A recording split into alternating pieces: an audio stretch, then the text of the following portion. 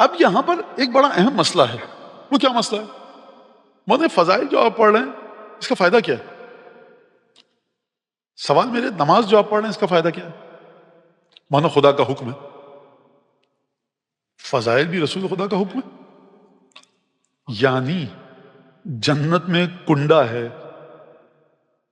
ایک حلقہ در ہے، جب اس کو کھٹکھٹایا جاتا ہے اس میں سے آواز آتی ہے یا رحمان یا رحیم، بسم اللہ الرحمن الرحیم. اس میں سے آواز آتی ہے یا علی. دیکھیے مولانا یہ سب آپ خوب توجہ کیجیے گا. اب میں اس ایکویشن کو ڈرائیو کرنے کی کوشش کر رہا ہوں آپ کے سامنے. ماشاءاللہ سے پڑھے لکھے بچے ہیں اور میتھمیٹکس الجبرا ظاہر سی بات ہے 2-4 جماعتیں میں نے بھی پڑھ رکھی ہیں، اسکول کی شکل دیکھی تھی دور دراز سے کہیں. تو آپ بات کو سمجھیے، اگر آپ ایک چیز کی ویلیو رکھ لیں a=2 x=3 تو ایکویشن کے آخر تک اس کو مینٹین رکھیے. کنکلوژن کے وقت آپ کو پسند نہیں آ رہا، آپ کہنے نہیں مولانا ویلیو کو چینج کیجیے. پہلے طے کر لیجیے a=what، a= کس ڈیجٹ کے، 3 2 4 جو بھی. پھر جہاں جہاں پہ ایکویشن الجبرا کی اے آئے گا آپ کو یہ ویلیو پٹ کرنی ہے. یہ بچے سمجھ رہے ہیں میری بات کو، آپ بھی سمجھ رہے ہیں بہرحال، لیکن بچوں کی ذرا زیادہ. رسول پروردگار عالم رسول خدا نے ہر وہ حکم دیا، جو حکم دیا وہ عبادت ہے. یہ فضائل جناب امیر پر اتنی تاکید کیوں ہے؟ جو شخص سر آنکھوں پر جس کو فضائل پڑھنے پر اعتراض ہے، سوال ہے، بہت اچھی بات ہے، ہم تو چاہتے ہیں اعتراض کرے، سوال کرے تاکہ ہم جواب دیں. یہ جو شخص کہتا ہے کہ فضائل پڑھنے کا فائدہ کیا، اس کا تاریخ کا مطالعہ ناقص ہے. اگر یہ جا کر دیکھ لے کہ 40 سال تک کس ہستی کے خلاف سب و شتم ہوا، اگر یہ جا کر دیکھ لے کہ کس ہستی کے فضائل چھپائے گئے، اگر یہ جا کر دیکھ لے کہ ابن ابی الحدید معتزلی جو ہماری فقہ کے عالم نہیں ہیں ان کا کیا کہنا ہے، ان کا کہنا یہ ہے کہ علی ابن ابی طالب واحد ہستی ہے جس کے فضائل دشمنوں نے بھی چھپائے، دوستوں نے بھی. دشمنوں نے چھپائے حسد کی وجہ سے، دوستوں نے چھپائے خوف کی وجہ سے. تو دوست کسی کے فضائل کو پھیلاتے ہیں، دشمن گھٹاتے ہیں. یہاں پر عجیب کام ہوا علی کے ساتھ، دوستوں نے چھپائے اپنی جان کے خوف سے، دشمنوں نے چھپائے حسد کی وجہ سے. اور اس کے بعد ابن ابی الحدید کا جملہ ہے لیکن اس کے باوجود فضائل علی ملأ الخافقین، علی ابن ابی طالب کے فضائل نے مشرق و مغرب کو بھر دیا ہے. یہ خدا کا عجیب معجزہ ہے. لہٰذا اگر فضائل کو سمجھنا ہے تو پیرا ٹروپر مت بنیے، گراس روٹر بنیے. پیرٹ روٹ سے آپ کہیں پہ بھی چھلانگ لگائیں، کوئی آئے ہوائی جہاز اور پیرٹ شوٹ سے کوئی کود جائے میلبرن کے اندر، پریشان ہے کون سی سڑک ہے، میلبرن ہے، سڈنی ہے، پرتھ ہے، میں ہوں کہاں پر، وہ بیچارہ پریشان رہے گا. لیکن اگر انٹرنس سے داخل ہو، بھیا میلبرن 20 کلومیٹر، 10 کلومیٹر، 5 کلومیٹر، اب آپ انٹر ہو رہے ہیں، اب آپ نے کہا اچھا اس شہر میں ہوں تو سیکھے سمجھ میں آ گیا، تو آپ اتنا پریشان نہیں ہوں گے. پیرٹ ٹروپر مت بنیے، گراس روٹر بنیے. چلیے آپ کہاں سے شروع کیجئے فضائل ائمہ معصومین کو؟ من مات ولم یعرف امام زمانہ ہی مات میتۃ جاہلیہ، جو اپنے زمانے کے امام کو پہچانے بغیر مر جائے وہ جاہلیت کی موت مرا. اگر قرآن مجید فرما رہا ہے جناب امیر کے لیے انفسنا وانفسکم، اگر قرآن مجید فرما رہا ہے انما یرید اللہ لیذھب عنکم الرجس اہل البیت، اگر قرآن سورۃ دہر میں گفتگو فرما رہا ہے، اگر قرآن کے بعد ختمی مرتبہ یہ اعلان فرمائے یا علی لولا اخاف علی امتی ان تقول فیک ما قالت النصارى في عيسى ابن مريم لقلت فيك قولا لا تمر بملائن الا اخذوا التراب من قدميك ليتبركوا به. اے علی اگر مجھے یہ ڈر نہ ہوتا، ابن ابی الحدید کے پاس میں ہوتا، میں کہتا کہ حضور آپ فرمانے شیعوں نے اور دشمنوں نے علی کے فضائل چھپائے. یہاں ختمی مرتبت احتیاط سے کام لے رہے ہیں کہ اگر علی کے فضائل بتا دوں تو کیا غضب آ جائے گا. سنیے، فرمایا کہ اگر مجھے ڈر نہ ہوتا ہے علی کہ میری امت تمہارے بارے میں وہی کہے گی جو عیسائیوں نے عیسیٰ کے بارے میں کہا، لَقُلْتُ فِيكَ قَوْلًا، ایک بات کہتا میں تمہارے بارے میں.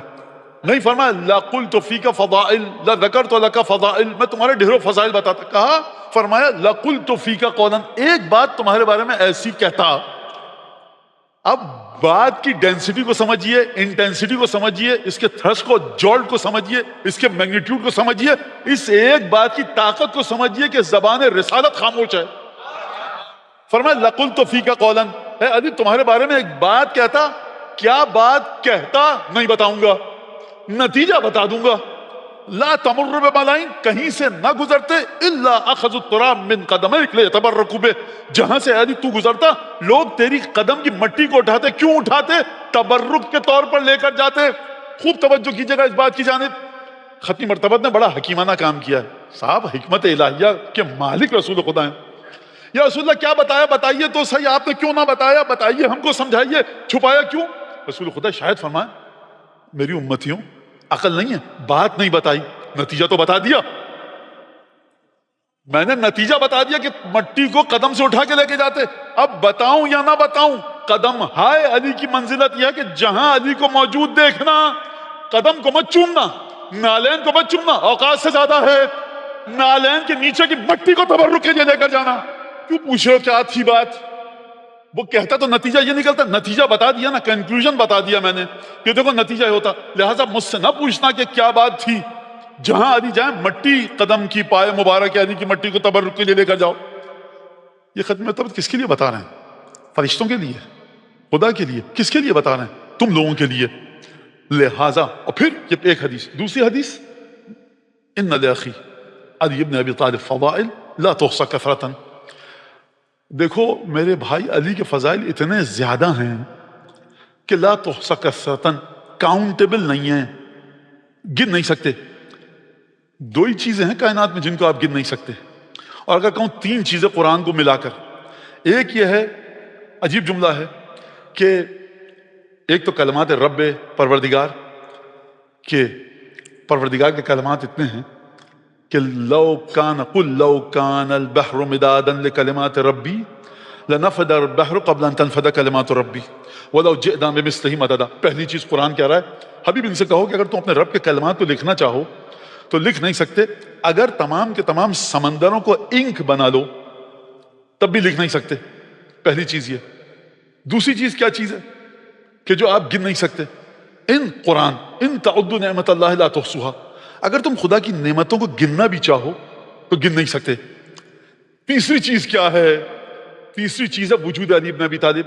مولانا یہ آپ نے قرآن سے نہیں ثابت کیا، یہ آپ نے حدیث سے ثابت کیا کہ علی ابن ابی طالب کے فضائل کثرت کی وجہ سے گنے نہیں جا سکتے. میں ایک جملہ کہوں گا، حضور اب آپ اپنی عقل کو جوڑیے قرآن کے نور سے اور انلائٹن کیجئے، ایکوائر اور آپٹن تحصیل کیجئے، احراز کیجئے قرآن کے نور کو اپنی عقل کے ساتھ جوڑ کر. خدا فرما رہا ہے ہمارے کلمات کو لکھ نہیں سکتے، خدا فرما رہا ہے ہماری نعمتوں کو گن نہیں سکتے. تو مجھے یہ بتائیے کہ کون سی نعمت تھی کہ خدا نے جب وہ نعمت نازل کی غدیر خم کے مقام پر تو فرمایا آج نعمت مکمل ہوئی ہے.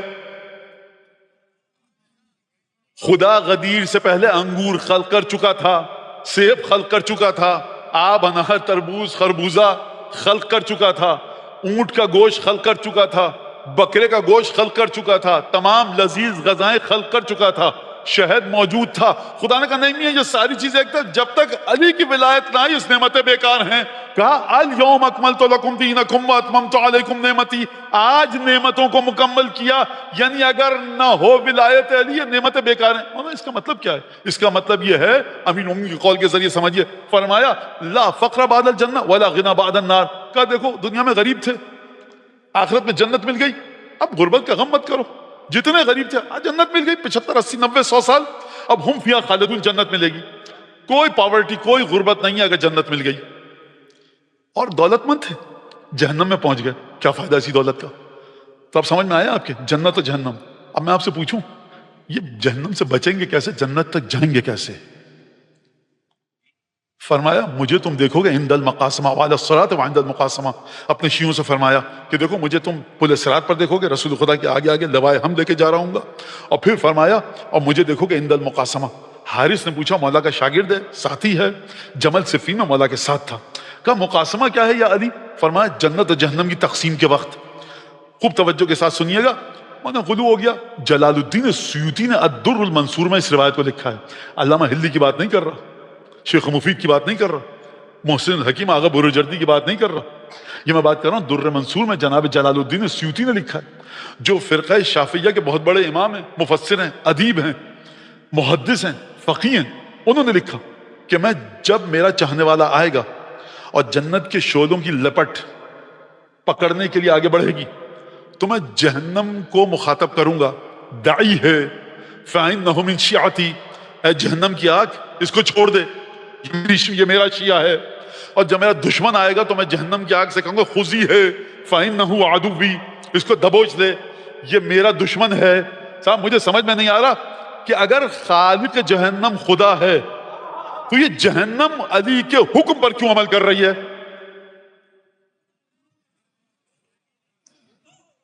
اب آپ کی سمجھ میں آیا کہ نعمت تمام ہوگی الحمدللہ الذی، حمد اس خدا کی. قرآن مجید کا جملہ مومنین کہیں گے جس نے ہم کو جنت دی. نتبوأ، جہاں چاہیں جنت میں جا سکتے ہیں.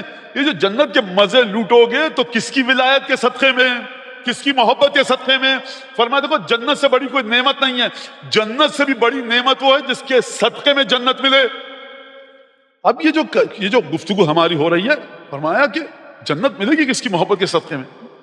مولانا پھر یہ بچے کہیں گے بس ہمارے دل میں محبت علی بن ابی طالب ہے، کیا نماز کیا روزہ، بس جیسی زندگی گزارنی گزار لو، جنت تو ہمارا حق ہے. میں نے روایت پڑھ دی آپ کے سامنے. 3 لاکھ سال جلنے کے بعد بعض چاہنے والے جناب امیر کو ان تک شفاعت پہنچے گی. جناب سیدہ کی روایت موجود ہے کہ ہم اپنے بعض چاہنے والوں کو اپنی محبت کی بنیاد پر جہنم سے نجات دلا کر جنت میں لے کر آئیں گے. کون سے گناہ؟ 2 لفظ استعمال کیے جناب سیدہ نے، شہزادی نے اور جناب امیر نے. جناب امیر نے فرمایا المسرفین فی الذنوب، جو گناہ کے سلسلے میں مرحلہ اسراف پر پہنچ چکے ہیں، یعنی بے تحاشا گناہ کیے انہوں نے. اور دوسرا شہزادی نے کیا لفظ استعمال فرمایا؟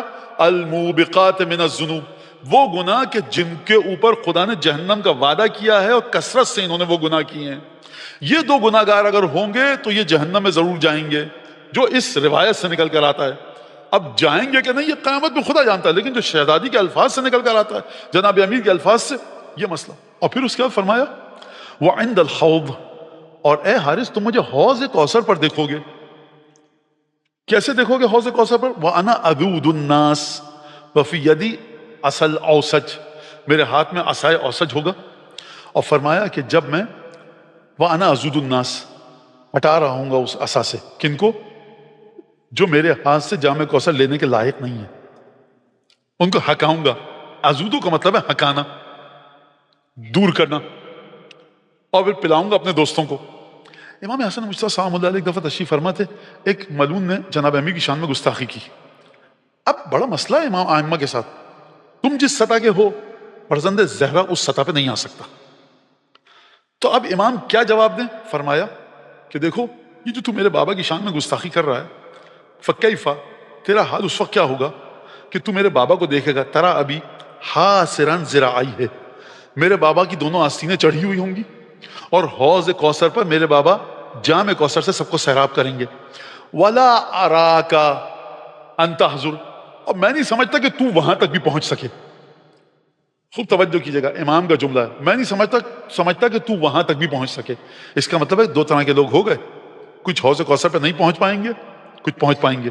اور جو پہنچ پائیں گے ان میں سے بعض کو جناب امیر ہکا کر دور کر دیں گے، اور بعض کو اپنے ہاتھوں سے جام کوثر پلائیں گے. اب حدیث سنیے. سوال آ گیا آپ کے ذہن میں، مولانا اگر یہ حوض کوثر پہ جام کوثر پینے کے لائق نہیں ہے تو پھر یہ پہنچے گا کیسے؟ اور ہکائیں گے کیوں؟ امیر مومنین دور کیوں کریں گے اس کو؟ خدا کہے گا بھائی نہیں جاؤ، وہیں سے بھیج دے وہاں پر. تو یہ پہنچا کیسے؟ جواب اس سوال کا ہے بحر الانوار کے اس چیپٹر میں جہاں پر سید الشہداء کے بعد کی تاریخ لکھی ہے علامہ مجلسی نے. کہاں پر بتایا میں نے آپ کو؟ بحر الانوار میں سید الشہداء کا جو چیپٹر ہے وہاں پر لکھا، گفتگو لکھی امام کی، کہ جب امام نے فرمایا کہ کچھ لوگ جائیں گے میرے بابا ان کو ہکائیں گے اپنے عصا سے، اور اپنے چاہنے والوں کو، محبین کو جن کے دل میں مودت ہوگی، حوض کوثر کا جام پلائیں گے، اور کچھ کو ہکائیں گے. راوی پریشان ہوگا کہ یا ابن رسول اللہ، اے مولا سید الشہداء اگر دور کریں گے تو یہ پہنچے گا کیوں؟ خدا وہیں سے کہتا میاں وہیں سے وہیں لے جاؤ، آنے نہ دو. ٹھیک ہے. اب امام نے جو جملہ ارشاد فرمایا توجہ سے سنیے گا. فرمایا لشدت ورعہ و دینہ، حوض کوثر پر جو یہ پہنچے گا اس وجہ سے پہنچے گا کہ واجبات کو انجام دیتا تھا، حرام سے بچتا تھا. ولم یشتمنا ولم یبغضنا، یہ ہم کو اس نے کبھی گالی نہیں دی، ممبر کا لفظ نہیں ہے لیکن بچے نہیں سمجھ پائیں گے، ابیوزو لینگویج کبھی اس نے ہمارے لیے استعمال نہیں کی. ولم یبغضنا، اس نے ہم سے کبھی بغض نہیں رکھا. خوب توجہ کیجیے گا، حرام سے بچتا رہا، واجبات کو انجام دیتا رہا، ہم سے بغض نہیں رکھا، اور ہم کو کبھی اس نے معذرت کے ساتھ نعوذ باللہ من ذالک گالی نہیں دی، لیکن اب یہ میں سمجھانے کے لیے کہہ رہا ہوں ہمارے حق کو نہیں مانا. تو جو تم دنیا میں کام کر رہے تھے نا، عبادتیں، اچھے مسلمان تھے، حوض کوثر تک پہنچ پاؤ گے؟ جام اس وقت ملے گا کوثر کا جب محبت علی ابن ابی طالب ہوگی. لہٰذا یہ کہنا چھوڑ دیجئے کہ کس کی نمازیں کتنی اچھی ہیں. مانا نمازیں بڑی اچھی ہیں، وہ ہم سے تو بہتر ہیں، ہم سے تو اچھے ہیں. آپ سے اچھا وہ ہے جس کے پاس آپ سے زیادہ ولایت کی خوشبو ہو.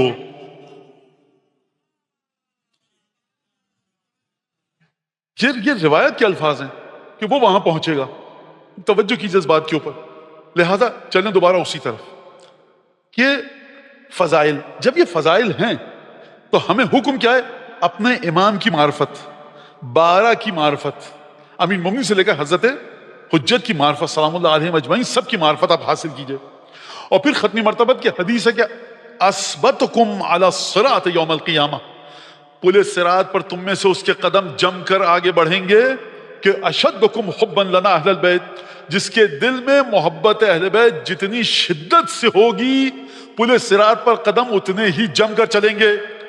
تو فضائل اس لیے نہیں بتائے جاتے حضور کہ یہاں پر ہم کو فلم دا بلینکس کرنی ہے، واہ واہ کروانی ہے، نعرہ حیدری کروانا ہے.